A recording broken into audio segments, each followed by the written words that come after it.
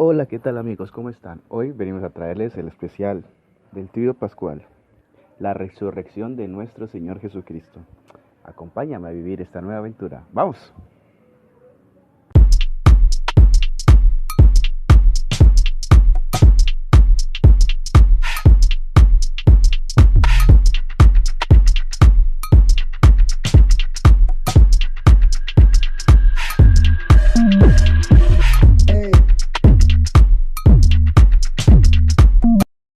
La compenetración de la Iglesia en la manera litúrgica y la reflexión teológica, el magisterio de la Iglesia y la tradición oral y escrita, que es la Biblia, y también la tradición no escrita.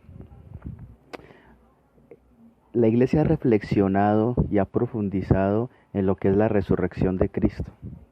Tanto así que le dedicamos un día especial a esto. La resurrección de Cristo es el fin del plan de salvación, el punto final del plan de salvación del género humano, donde se inició con la caída del hombre y Dios saca de la galera, ¿sí?, el plan de salvación para el género humano, donde el género humano se iba alejando poco a poco y Dios iba llamando por medio de pactos, por medio de alianzas. Y en esa caída del género humano tuvimos tres enemigos: el poder, el placer y el tener. El poder, donde el mismo Cristo fue tentado, ¿sí? El poder, todos te creerán. Si te tiras de aquí, todos te creerán. Los ángeles te acompañarán y te creerán. ¿Sí? El poder. El placer. Toma estas piedras, conviértelas en pan, come. ¿Sí? El tener, el poder y el placer. Y la última gran tentación fue donde el demonio no pudo aguantar, no pudo soportar y tuvo que sacar sus garras. ¿Sí? No aguantó tanta presión en él mismo que sacó sus sentimientos más profundos: el querer ser Dios, el querer ser adorado, el querer ocupar el lugar del Creador, el querer estar por encima de aquel que ha sido creado. ¿Sí? Él es una criatura, fue creación de Dios, y queriendo estar por encima de Dios le dice al mismo Cristo: adórame y te daré todo, el tener, el poder y el placer, todo. Porque él dice: a mí se me ha dado todo poder en la tierra. Y es capaz de entregarlo todo. Era capaz de entregarlo todo con tal de que lo adoraran. Entonces esas tentaciones fueron estando a lo largo del género humano. La mujer y el hombre en el género humano fueron entrando en esa espiral, y cada vez peor, hasta que llegara el momento justo, en el lugar justo, en la hora justa, y cumpliéndose todo lo que Dios había hablado por medio de los profetas, entró el Verbo que se hizo hombre a la historia del Kairos para salvar al hombre y enseñarle al hombre lo que es ser hombre. Cristo se sometió a las tentaciones, donde dijo no. Se sometió a la cruz, donde dijo sí. Se sometió a quedarse en la Eucaristía por el amor propio de Cristo para los hombres. Pero faltaba el último escollo. Ya había sacado la concupiscencia, sí, del pecado. Había dicho no. Había dicho no también a todas las tentaciones habidas y por haber en su apostolado como hijo de Dios. Pero faltaba el último y gran enemigo del hombre, el enemigo silencioso, que era la muerte. Porque con la caída del hombre teníamos tres enemigos, pero había un cuarto enemigo, ¿sí?, del hombre, porque el hombre no estaba destinado a morir. ¿sí? El hombre no estaba destinado para la muerte. La muerte entró al hombre por la desobediencia. Pero ese último gran enemigo, ya hablamos, el poder, el tener, el placer y la muerte. Por la culpa de un hombre entró la muerte al género humano. Entonces, ese último escollo que era la muerte, necesitaba ser superada para que todos los enemigos y todo el plan de salvación del género humano fueran rescatados, fueran puestos en práctica, fueran hechos ley y cumplidos. Lo que está estipulado en el plan de Dios, y yo creo que cuando Cristo volvió otra vez a las alturas, chocaron las palmas con Dios, en términos coloquiales, ¿no? Y se abrazaron y dijimos, sí, lo hicimos, lo logramos, tan, se chocaron. Así como cuando uno cumple un plan con un equipo de trabajo. Sí, lo logramos, bien, tan, los tres, ¿sí? Entonces ese plan de salvación se firmó con la muerte y con la resurrección. Nadie me quita la vida, yo la entrego. Entonces Cristo, que Él murió, y hay una pregunta teológica y filosófica muy interesante, que si Dios murió o no, Dios no podría morir, ¿cierto? Pero no murió Dios Padre, que es el creador de todo, murió Dios Hijo, ¿sí? Y la divinidad de Cristo y la humanidad de Cristo, que no estaban divididas, se unieron para ese sacrificio perpetuo. Entonces Cristo entregó, encomiendo mi espíritu y murió. Esa muerte, ¿sí? La muerte de Dios, lo que Nietzsche decía, Dios ha muerto, en ese momento sí era coherente decir eso. Pero no Dios Padre, sino Dios Hijo. Ha muerto. La oblación del Padre, el Cordero sin mancha había muerto y tenía que morir para que el pueblo viviera con tranquilidad, ¿sí? Sin pecado. Ahora bien, vamos a complementar esta vida de Cristo, que Él decía, tengo que padecer, y Él decía, y tengo que resucitar al tercer día. Y esa resurrección hacía parte del plan, no es que fue un añadido, sino que con la resurrección, porque quiere decir que Cristo, con su propio poder, con su propio amor, por sus propias fuerzas fue, y con la ayuda del Padre Celestial fue resucitado.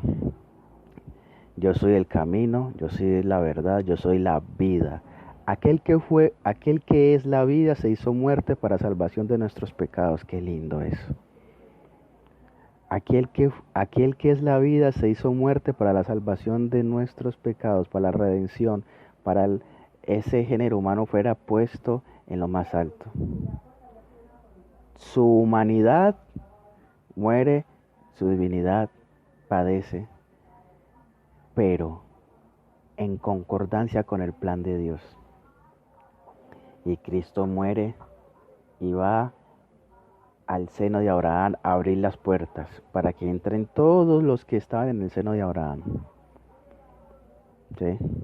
Todos los grandes profetas, los que se salvaron, los hombres de buena voluntad, los que están esperando el momento preciso que el Mesías abrirá la puerta. Gracias, Señor, por esta resurrección.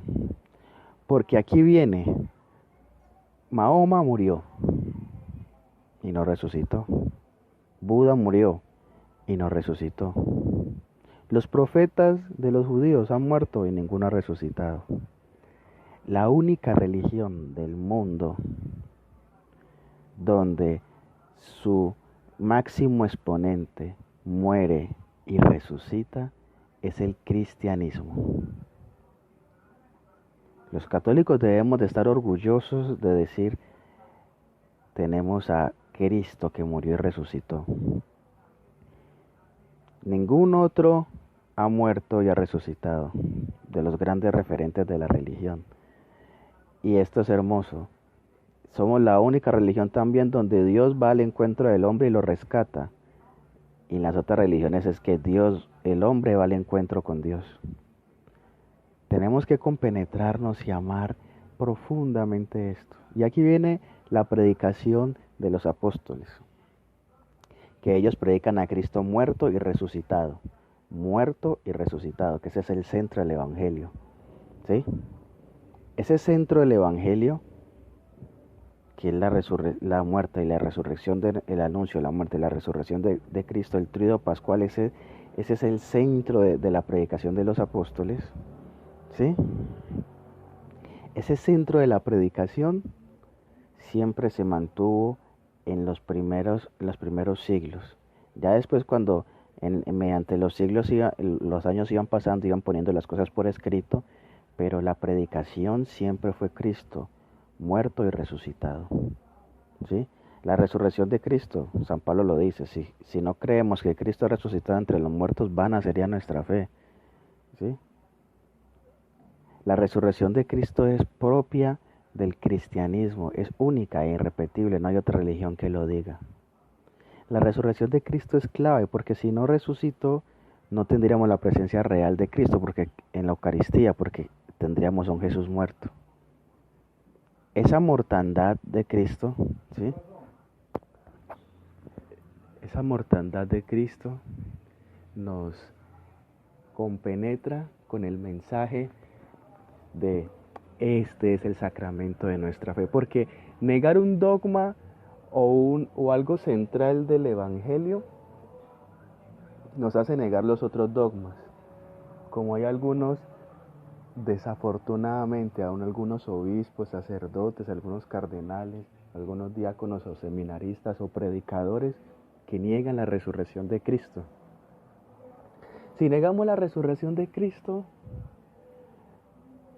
negamos el poder de Dios para resucitar a su propio Hijo y el poder de Cristo de resucitarse a sí mismo.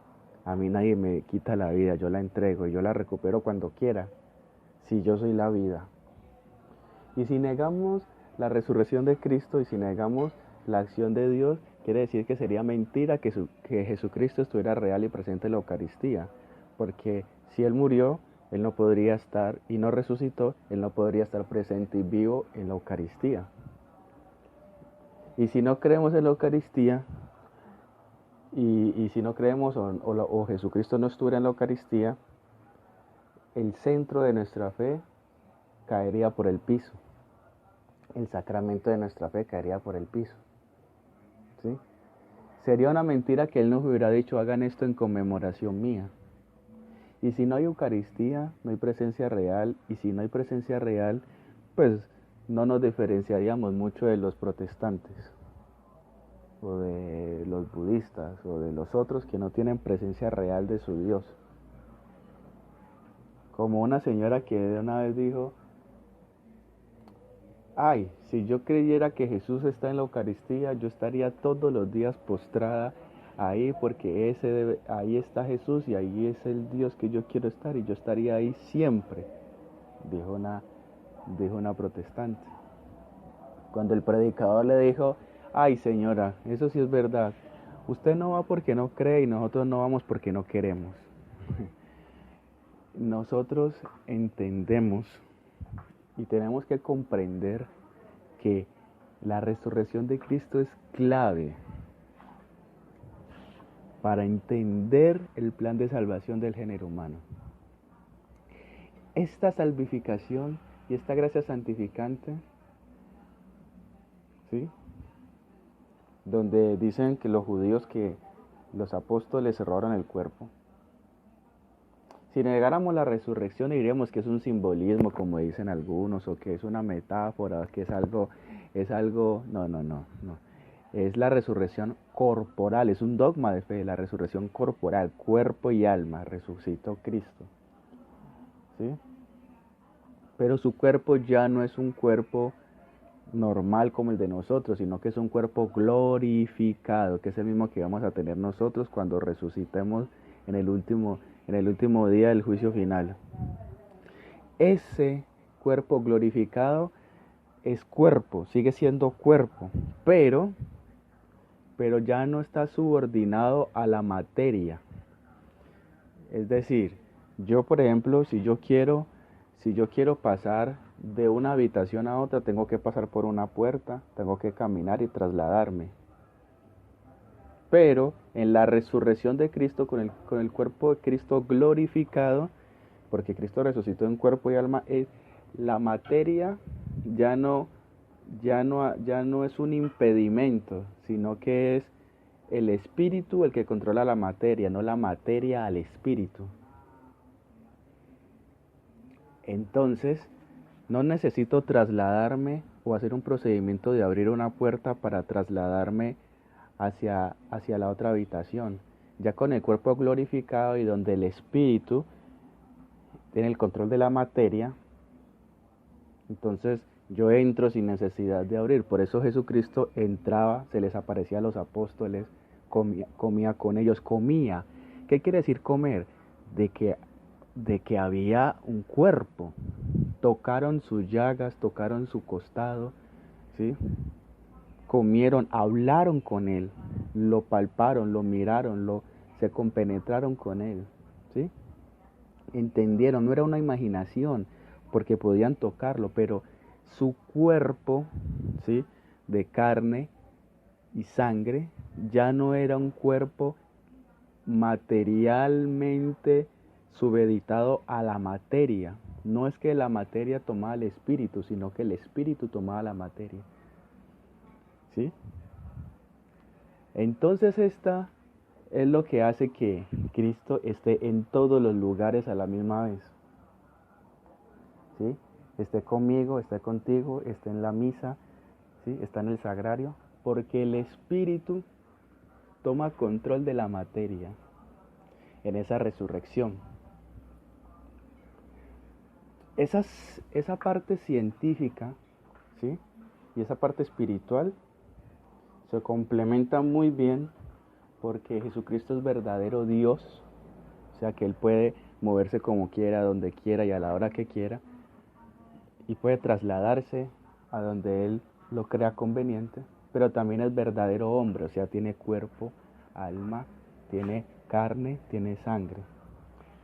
Pero entonces, como el espíritu es el que somete a la materia, no siente hambre, no siente sed, no siente, ¿sí?, no siente las condiciones humanas normales, porque su cuerpo ya tiene una glorificación.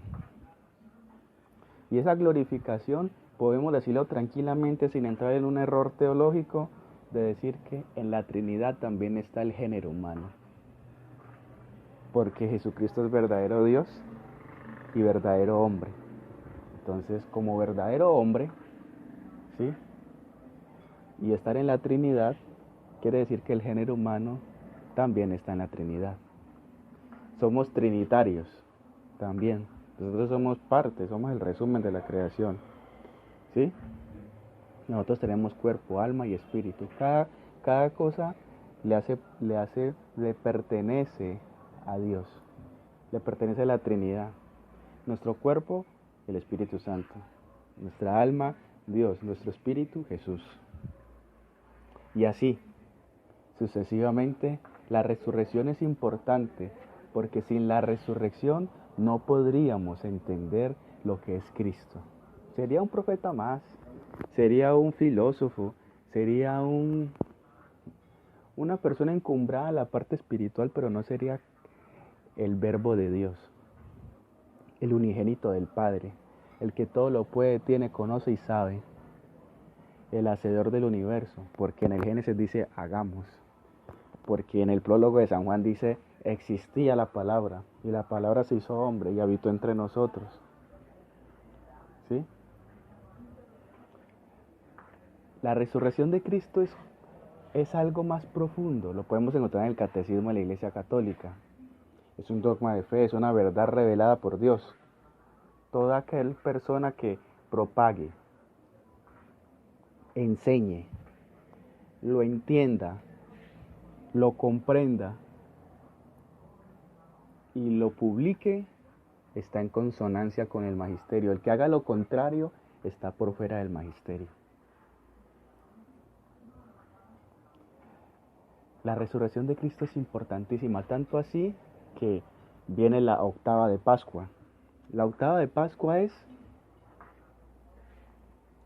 que el acontecimiento de la resurrección de Cristo es tan profundo, tan impresionante, tan inconmensurable, tan increíble, tan profundo, que lo celebramos o lo conmemoramos o lo tenemos presente durante 8 días, por eso se llama octava de Pascua. En la liturgia se habla de la resurrección durante todos estos 8 días, por eso se llama octava de Pascua. Y la resurrección de Cristo nos lleva a compenetrarnos con Él. Saulo, Saulo, ¿por qué me persigues? ¿Quién eres, Señor? Soy Cristo a quien tú persigues, porque somos el cuerpo místico de Cristo. Perseguía a los cristianos. La resurrección de Cristo es increíble, tiene voz. ¿Por qué? Porque está vivo. Tiene cuerpo, ¿por qué? Porque está vivo. Pero compenetrémonos con Él, entremos en consonancia de este sábado santo, día de la resurrección de Cristo. Un abrazo. Si hay alguien que quiera aportar un poco más, escribe en los comentarios, que difunde y comparte este video, que sea para la gloria de Dios por medio de María. Un abrazo, Dios los bendiga y nos vemos en la próxima oportunidad. Bye.